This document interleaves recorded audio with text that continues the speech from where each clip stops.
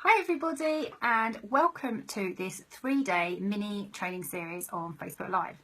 What I'm going to talk to you about is visibility to profitability. So today's mini training is going to be all about how to use visibility to get more clients. So the overarching word for all of this mini training today is connection. And I'm going to talk you through each of the different areas. We're going to have 5 ways connection is going to really help you to get your ideal clients. Now, if you're watching live, I'd love you to say hello. You can feel free to interact with me as I'm going through the training. And if you catch the replay afterwards, if you've got any questions, then obviously leave those below and I'll come back to you and share everything with you. So 5 ways connection is going to help you to get more visible, get more clients, by being more visible. So first of all, hi Nina, really good to have you on. Hello. So first of all, it's about connecting with the right people and the right message. So you need to have the right people. So that means really getting to know who your ideal client is, and we'll come on to that in a moment, and also having the right message. So you need to know your ideal client inside out. Hi Patty, hi Nina, hi. You need to know your ideal client inside out. Now, if you don't know them, I really want you to figure this one out because it's so important. But it's not just about knowing their age, their gender, their location. All of those kind of things help, but it's about really, really understanding them. So I want you to think about, what does their typical day involve? What would they be doing normally on a daily basis? So are they going in and checking their emails every 5 minutes, or, depending what they're doing, have they got a family that they're having to look after? So it's not just knowing they've got a family. This is taking it that next stage. How is that impacting on them having a family? Maybe it makes everything a little bit more time challenge because they have to be within a certain time frame. It may be that they have a part-time job or a full-time job, so they're having to, some of the struggles that come around and the challenges that come around, having to commute potentially, or all of these different things. It's really about getting into what their typical day is like. So once you've started to understand that, so you can think of the physical things that they're having to do in their day-to-day, you then want to think about the mental side of things. So what's their mindset like? What are they telling themselves on a daily basis? Really get into some of that emotion. Maybe for my ideal clients, for example, it's I haven't got paying clients or not enough paying clients. I really struggle with putting myself out there, so confidence to actually be visible. I'm distracted. There's so many things out there that I know I want to do, but I don't know where to start because there's like 1,000,001 different things. I'll watch a webinar and one person will tell me I need to be list building. The next person's going to tell me I need to be concentrating on content. The next person is telling me that I need to X, Y, Z. So that's some of the kind of things that are going on in my ideal clients in a dialogue, really. And then it can be things like, well, who am I to put myself out there? Why should people listen to me? Why would they want to know what I'm shouting out about? And I've been told that you shouldn't be shouting out. It's not right to blow your own trumpet. That's not how you should do things. You're supposed to just, be quiet. You're not supposed to be self-promoting. That's just egotistical. I don't want to go there. So there's all of that challenge and everything else that's going on in your ideal client's mind. So I want you to really think about that. So obviously think about the home, life, business, all of the different aspects that make up your ideal client and some of the things that they're facing from a day-to-day and some of the, what their typical day is like. So it might be that, they're juggling too many clients. There's just so many clients coming their way that they're finding it hard to keep up. And I've got quite a few clients on that at the moment, the opposite end, where they're saying, I just can't keep up with the workload. And then it comes down to pricing and those kind of boundaries and all sorts of different things. So get really clear on what your ideal client is up to each day. Understand what their emotional things are going on for them, and get real clarity around that, and that will help you. Then, as you'd expected with ideal client type work, it's really, knowing what do they want to move away from and what are they dreaming about. And why am I telling you all of these things? Because all of these things, yes, they're things that you need to know, but how are these going to help you be more visible? Well, once you understand what's going on in your client's mind and what's going on in their life, you can start to really identify with them, and then you can start to connect with them with your message. So you're going to be able to bring in some of their language around what they're doing. You're going to be, really putting the hitting the nail on the head. Sorry, I'm just trying to think of my wording here. Hitting the nail on the head of what they're struggling with. And they're going to go, yes, she totally gets me. You know, I posted recently in a group around, and this is where some of this is coming from. I've been doing the Get Fully Booked Academy, and for the emotional side of things, it's not an area that I've found easy to work on initially. And I've really spent a lot of time over this past couple of weeks focusing around that. And I wrote out what some of the things my ideal clients would be saying. And because of how I'd written this piece of copy in the groups, copywriting is part of the program as well, something I'm learning personally. Because I'd written the copy out, someone resonated it so much they actually thought it was me that had that problem and invited me onto a call to help me work through some of my problems, because it's that powerful, and that's what makes the big difference. So think about, what are they trying to move away from? So it's you might be feeling this way, X, Y, Z, and what they want to do, what do they want to move to? So you want to feel this instead, okay? And think about some of the things that are keeping them awake at night and some of their dreams. You know, my ideal clients, and most of them are dreaming that they can either leave their corporate job or they can run their business part-time or full-time and have time to do other social things and have that laptop freedom lifestyle that we all love, and they can work from home, be with their families or their partners, or spend more time with their friends. All of those kind of things are things that I know about my client. So once you've got in front of the right people and you've got real clarity around that, then you'll find you've got the right message. That's number one: right people, right message. The next one I want you to think about is, I'm just checking the time. If you see me glancing up at the top, I'm just keeping track of time because I said I'm trying to keep it to 10 minutes. So the next thing that I want you to think about is connecting with you personally. So you'll hear people talking about know, like, trust factors, and you know how you've got to build that rapport with your clients and all of those kind of things, and they are very true things. I want you to think a bit more around how you could share more about you personally. So the first thing on this is, what's your personal story? There'll be things that have happened to you in the past, or some some obstacles that you've had to overcome, some challenges that you've faced in life that you've managed to get through the other side of. All of those kind of things will have led you to where you are right now, and they can be really powerful messages for other people. So for instance, if I wanted to use my personal story in my business, I could go along two main routes. I would say there are two main routes, and I've got loads of other little areas I could do too. So my first area would be, I really hurt my back a few years ago. It's about 8-9 years ago, maybe even 10 now, and I couldn't walk. And through mindset, I believe through mindset, I was told I'd never walk. I was told that you never walk properly. I was told that I would have to have an operation, and that basically that operation came with a risk of double incontinence and all that kind of thing. I thought, no, I am not signing up to this. And one of my GPs said, just keep walking, just keep walking. You know, if you keep that attitude, just keep walking, you can do this. And I went through a massive years, literally years of pain, hospital appointments, steroid injections, threat of the operation, and I just kept walking. It's like Forrest Gump.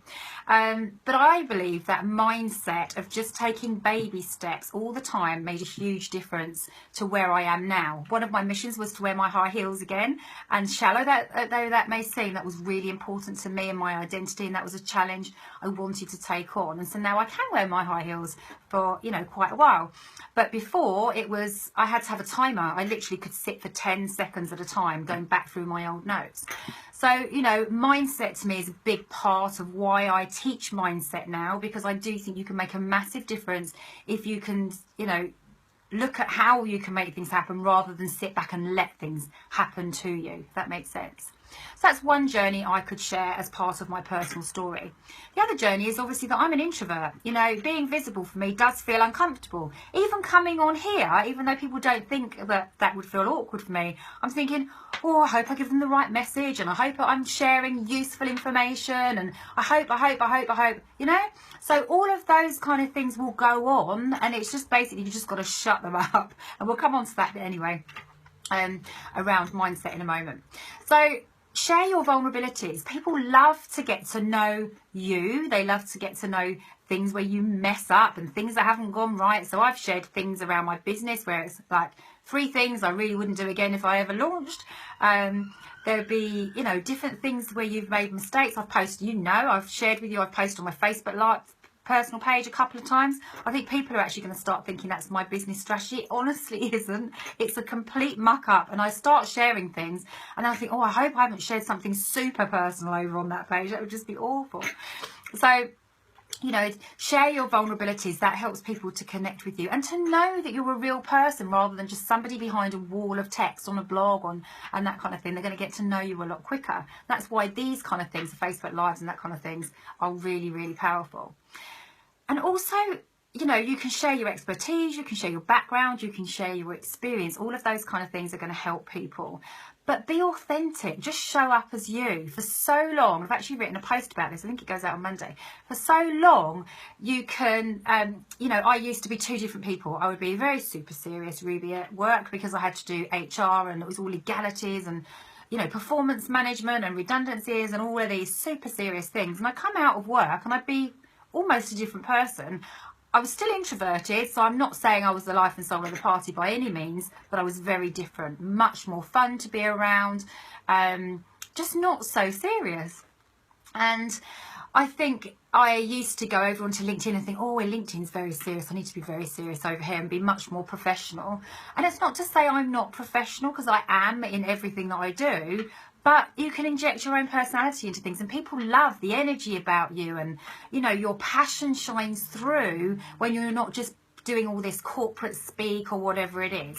Now, obviously, you've got to fit in around the language that your ideal clients use and what they'd expect to a degree, but it doesn't mean you can't bring your sense of humour through in what you're writing on your website and all of those kind of things. It's really, really important. So show up as you, just the fabulous you. Honestly, it's so much less exhausting than trying to be 2 different people. You don't know where you are, what you're doing, what you're saying, and it's just so much more powerful. So, as I said, work on your mindset as well if you feel uncomfortable about knowing what to share, because that's something that comes up a lot with my clients. It's like, well, I want to share my story, but how much? So I think share a little bit and do it step by step. Nina, I've just noticed that you've said you're in the process of writing your personal blog in order to share a little bit more about you. And it is really, really great idea. People love to know the journey of where you've come from and why you're doing what you're doing. So bring some of that in. And if you need to, as I said, if you're worried about what to share, then just take it a step at a time. And sometimes some of the things that you want to share, they're not your story. So I always think I don't like to share too much about Natasha because it's not for me to do. And if I do share about Natasha, I've always asked her permission first, because I think that's really important to sort of find out, is she okay with me sharing X, Y, Z? And she's used to me now because I'm always saying, oh, I'm going to turn you into a blog post. She said, oh, I think I should get some credit for all this. So she's very canny. She's already got a business head on before we start. So work on your mindset around it as well. So if there's things that are going to hold you back, work on your mindset around that so that you don't feel uncomfortable sharing some of your personal story. Okay. That's number 2, connect with you personally. Number 3, and I can see I'm already running out of time, so I'm going to have to speed up here, connect in the right places. So if your potential clients are on LinkedIn, be on LinkedIn. If your potential clients are on Twitter, be on Twitter. You know, if, let's say I run a pizza restaurant, me going outside a health food shop that's doing gluten-free products, or that's not quite, you know, a gluten-free bakery or something, isn't going to be the place for me to hand out my pizza flyers, because anyway, all the ideal clients going in there are potentially going to be gluten intolerant, so pizza's probably not the best option. So think about being in the right places, because you waste so much time otherwise. And marketing it takes up a lot of time, energy and effort. So make it count, make it really work for you. Be where your people are. And ideally make it a place that you love to be too. So LinkedIn is no secret to anybody that it's not my favourite place. It's too grown up, it's too vanilla, it's not my favourite place. Some of my ideal clients are on there though, so I do have a small presence on there, and I do still put my quirky posts and that kind of thing, just a little bit of an edge off what I would put on Facebook. Most of my clients are on Facebook, and I get a lot of clients through Pinterest as well. So they're my 2 key areas. Obviously, being visible for me, because I work with a lot of clients, I am on more platforms than you really do need. I would say do 1 or 2 and just do them really well. As my lovely Rebecca Harriman, RebeccaHarriman.com, she would suggest. So the next one is connect by being brave. So don't be frightened to shout out about who you are and what you do. You know, share client testimonials. This isn't just about you. You're sharing their victories as well. So it's really lovely to share wins. I know, Nina, obviously I did that with you this week, and I'm also sharing tomorrow a fabulous case study with a brilliant success story where somebody raised their visibility for 6 weeks and got an extra £3,000, all while holding down a part-time job. So I'm going to share that all with you tomorrow. It's absolutely okay to share about what you do. It's social proof. It's much better to share about what you do, but through testimonials and that kind of thing, than you saying, hey, look at me. And we hate that, don't we? I know as an introvert, I don't want to be going, look at me. I will, if I've got something exciting to share, you'll get, I'm so excited, and I'll share that post. But it's really important to think about how you can share your messages, share your successes, be brave and put them out there, and don't think that you're bothering people. You're not bothering, you're helping, and that's what you're in business to do. So be brave. Next bit is about building relationships. So I want you to think about constantly connecting with people. And I talked about this momentarily on my Facebook page today, because that was the day of my 7 tips. It was day 5 of my 7 tips.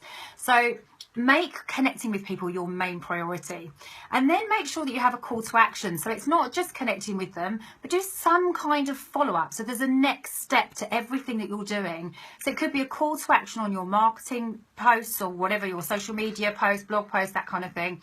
It could be inviting somebody to come onto a discovery call with you. If they're on a discovery call with you, it might be inviting them or offering your service, your program, or just doing it like I do with my Rock Your Biz chat, a get to know you chat, so you can get to know them a bit better and start that relationship building. So, you know, think about who you know over on, say, LinkedIn or Twitter or all of those different things, and think about how you can connect with them on a daily basis. So I do 5 people a day as a minimum of people that I connect with, and I'm just following up with them. And over time, some of those become clients, some of those have become friends, some of them can become joint collaborations and more. So really, really powerful stuff. So to wrap up, have I done it? I've nearly done it. I was going to be 20 minutes. Oh no, it's supposed to be 10 minutes. I just realised. I'm so sorry. I was supposed to be 10 minutes and I was going for 20. Oh well, hopefully it's been of use anyway. Never mind. So wrap up. Okay. So I want you to connect. Right people, right message. I can't believe I went over that far. Let people connect with you personally. Be in the right places. Make sure you're in the right places. Really important. Be brave. Put call to actions in on everything you do to encourage people to take that next step, and constantly relationship build. I really hope you enjoyed today's mini training. I'm so sorry it went to 20 minutes. I completely ran away with myself and forgot. And remember to come back tomorrow, because I'm going to be sharing a fabulous case study, and same time, same place. Ciao for now.